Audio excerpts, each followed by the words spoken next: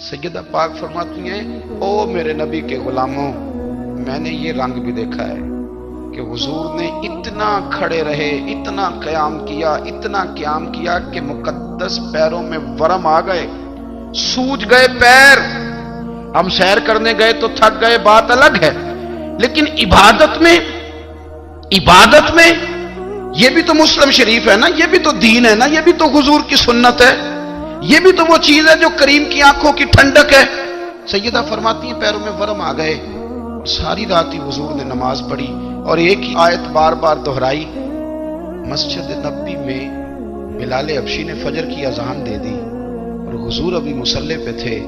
करीम फारिग हुए, मैंने अर्ज की, या रसूल अल्लाह सल्लल्लाहु अलैहि वसल्लम, आपके तो सदके अल्लाह अगले पिछलों के गुनाह माफ करेगा, तो आप इतनी आहोजारी क्यों फरमाते हैं?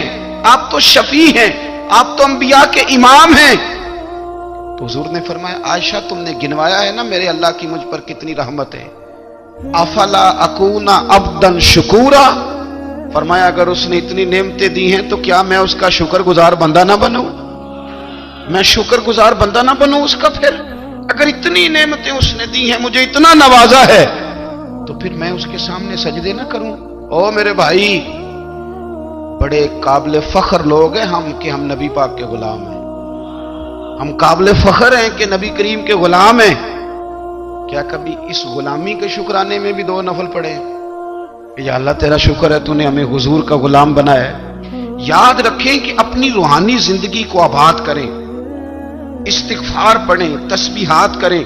कुछ छोटे छोटे अमाल हैं, उनको अपनी जिंदगी में हिस्सा बनाएं। तिरमिजी शरीफ में हदीस है, नबी पाक सल्लल्लाहु अलैहि वसल्लम ने फरमाया 3 मरतबा सुबह, 3 मरतबा शाम, औज़ु बिल्लाहिस समीउल अलीम 3 दफा ये पढ़ो और 1 दफा सूरत हशर की आखिरी 3 आयात, हुवल्लाहुल्लज़ी ला इलाहा इल्लाहु आलिमुल गैबि वश्शहादति हुवर रहमानुर रहीम। औज़ु बिल्लाहि मिनश शैतानिर रजीम है ना, इसको पढ़ना है औज़ु बिल्लाहिस समीउल अलीम मिनश शैतानिर रजीम। फरमाया 3 दफा इसको पढ़ो और 1 दफा सूरह हशर की 3 आयतें, 1 दफा सुबह और 1 दफा शाम। सुबह क्या है, शाम क्या है? तो आला हज़रत बरेलवी फरमाते हैं सुबह से मुराद है आधी रात ढलने से लेकर सूरज निकलने तक।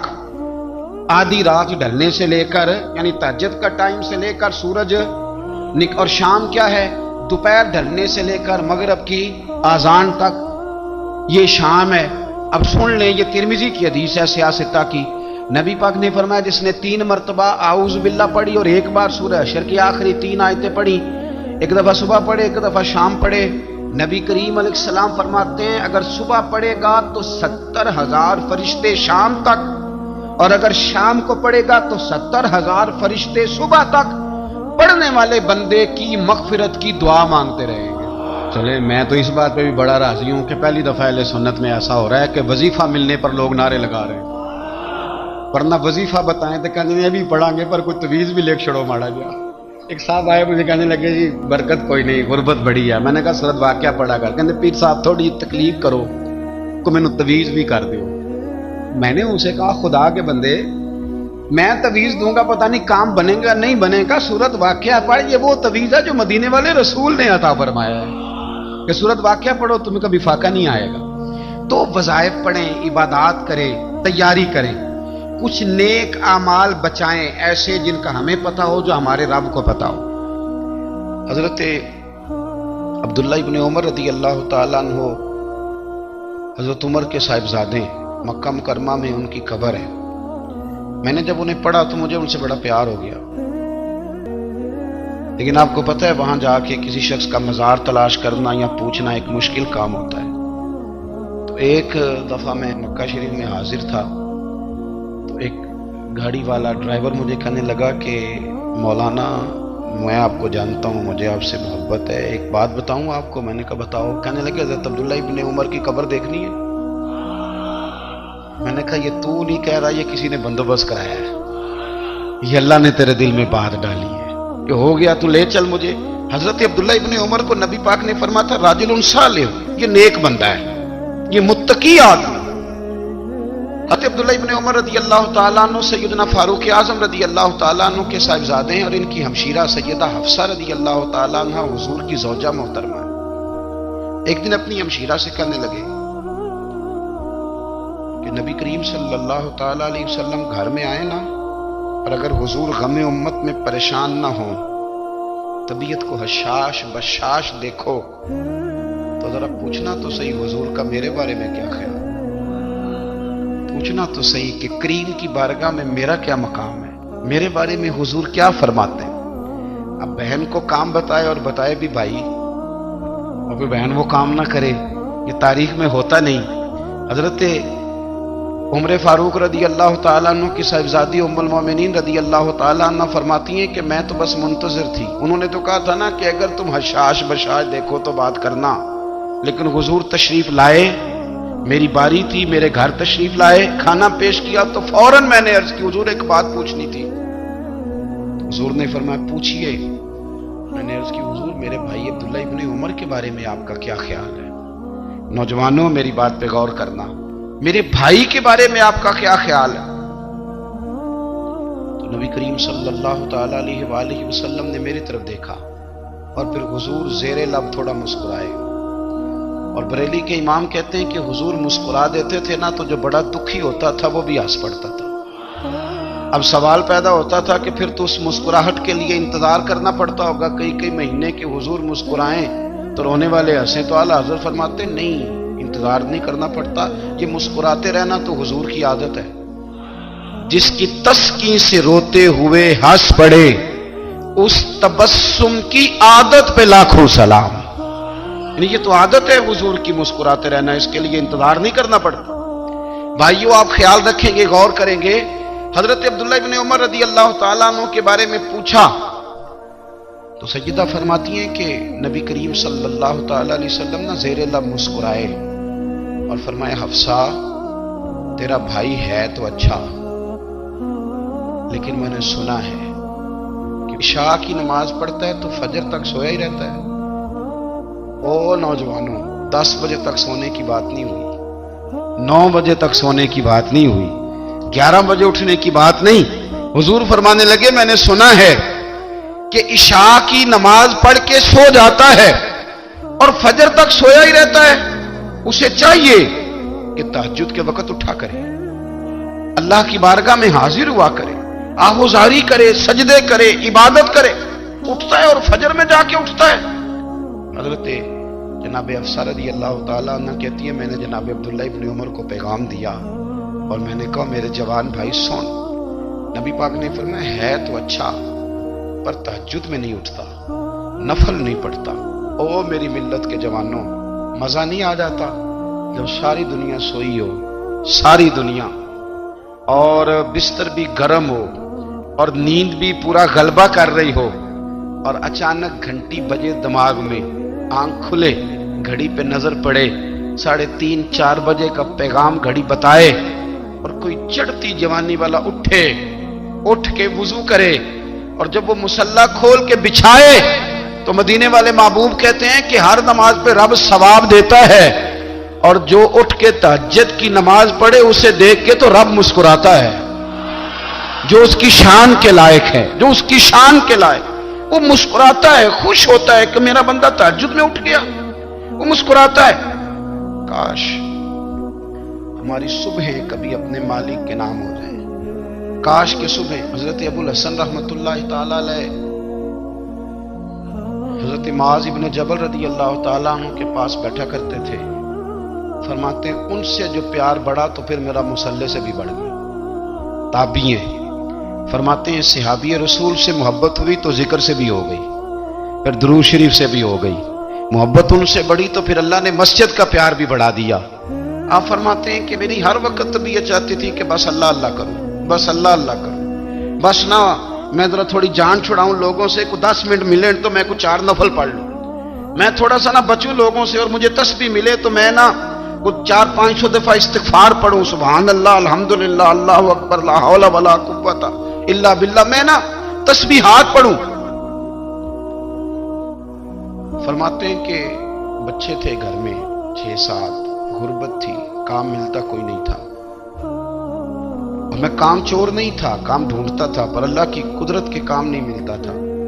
فرماتے ہیں کہ میں نے ایک دن اپنی اہلیہ سے کہا کہ آج میں پھر جاتا ہوں کام ڈھونڈنے، تو میری بیوی بڑی فرما بردار تھی، پر اس دن غربت کے ہاتھوں تنگ آ کے کہنے لگی آج نانا کوئی تو چیز لے کے آیا، تو مجھ سے بچوں کی بھوک نہیں دیکھی جاتی، سب روگاں دا روگ محمد جس دا نام غریبی، کنڈ بلا کے لنگ جاندے نہیں دوست یار قریبی، آج نہ کچھ لے کے آیا تو میں بچے لے کے میکے چلی جاؤں گی۔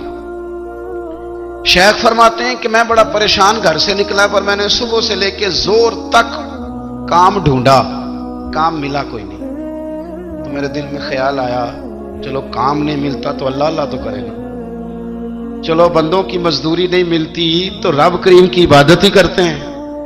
فرماتے ہیں کہ میں نے نا فرات کے پانی سے وضو کیا، نہر کے، شدید دھوپ تھی، ساتھ ریت تھی اور ریت تپ رہی تھی، میں نے اپنا رومال وہیں مصلی کے طور پر بچھا لیا اور فرماتے ہیں کہ زور سے لے کر عصر تک نماز پڑھی، دھوپ بھی پورے زور پہ پر میرے سجدے کا ذوق بھی پورے زور پہ۔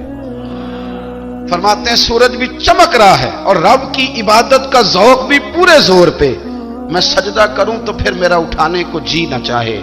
میرے استاد لکھا کرتے تھے، یہ ان کا شعر ہے، وہ کہا کرتے تھے مجھے سوز دے، مجھے ساز دے اور مجھے نیم شب کا نیاز دے، دم سجدہ خود کو میں توڑ دوں، مجھے ایسا ذوق نماز دے، اور میں تیری بہار کا پھول ہوں، میں کھلا بھی ہوں تو تیرے لیے، مجھے میری شاخ سے توڑ لے، مجھے اپنی زلف کا ناز دے۔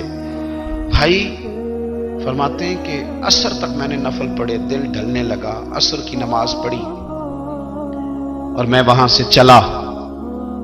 اب میں جب نکلنے لگا تو دل میں خیال آیا کہ چھوٹی چھوٹی دیواریں ہیں گھر کی، بغیر کچھ لیے جاؤں گا تو بیوی دور سے دیکھے گی تو شور کرے گی کہ پھر خالی ہاتھ آ گیا ہے۔ کہتے میں نے اپنے اسی رومال میں جس پہ میں نے نماز پڑھی تھی نا، رومال میں کی آخی دے پنجابی جو صافہ کہتے ہیں، اسی میں نا میں نے کچھ ریت بھر لی کہ وہ دور سے دیکھے گی تو سمجھے گی کچھ لے کے آیا ہے، چلو جا کے اسے بتا دوں گا کہ آج پھر مزدوری نہیں ملی۔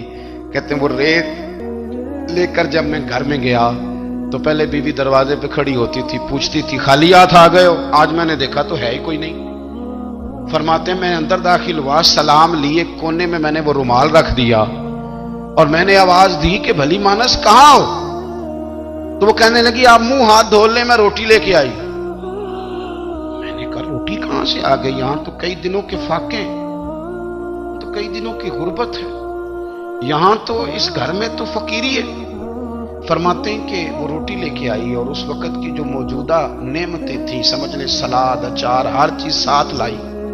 میں نے کہا کہ بچے کہاں گئے؟ کہنے لگی وہ کھانا کھا کے کھیلنے گئے، آپ کھانا کھا لیں آ جاتے۔ کھانا اس نے چن دیا۔ میں نے حیرت انگیز لہجے میں ساری نعمتیں اپنے دسترخوان پہ دیکھ کر کے بیوی سے پوچھا یہ کہاں سے آیا کھانا؟ بچوں کو تو نے کہاں سے کھانا کھلایا؟ یہ سارا کچھ کیسا ہے؟ کہنے لگی پتہ نہیں آج آپ کس کریم کی مزدوری کرنے چلے گئے تھے، پتہ نہیں کس کریم کی، میرے گھر میں تو اتنی نعمتیں آئی ہیں کہ مجھ سے سنبھالی نہیں جا رہی، اتنا اناج ہے، اتنا گندم ہے، کس کریم کے دروازے آج چلے گئے تھے؟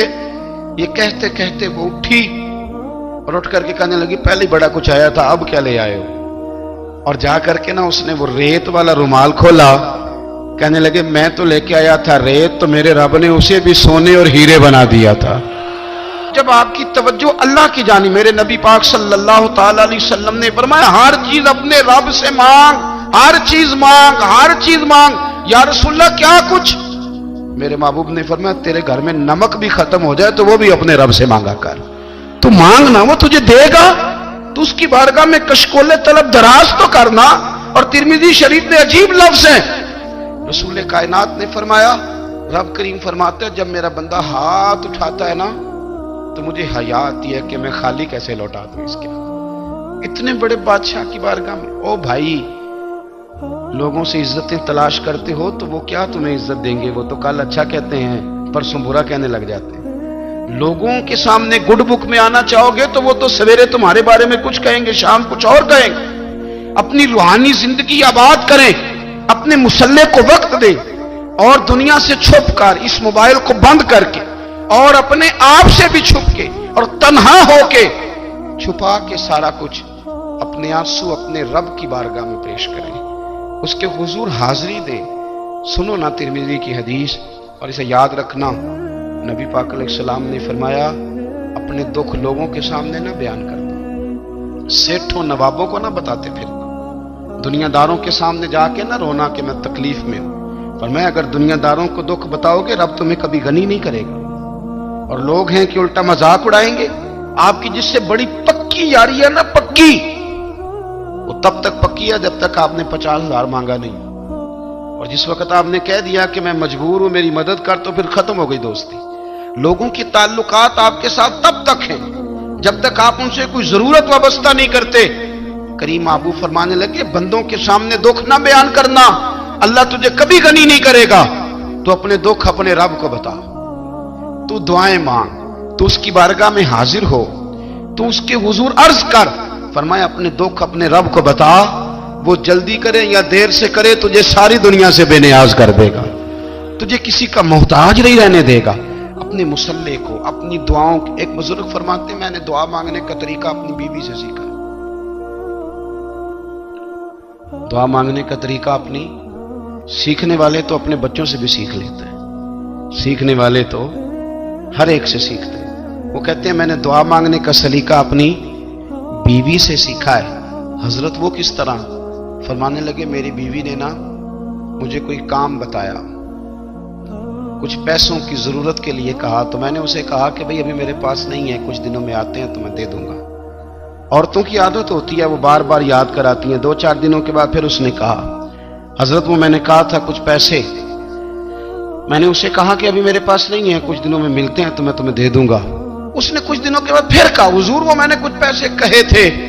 فرماتے میں نے ڈانٹ دیا، میں نے کہا کہ کیا تو روز مجھے شرمندہ کرتی ہے، کہا نا میرے پاس نہیں ہے، ہوں گے تو دے دوں گا، تو روز یاد کراتی ہے۔ فرماتے اس نے پہلے تو میری ڈانٹ کو سہا، پھر میرے سخت جملوں نے اس کی آنکھوں میں آنسو پیدا کر دیے، پھر اس نے اپنے آنچل میں اپنے اس دکھ کو سمیٹا، اور پھر اس نے ایک جملہ کہا تو میں رو پڑا، اور مجھے اپنے رب سے مانگنے کا طریقہ آ گیا۔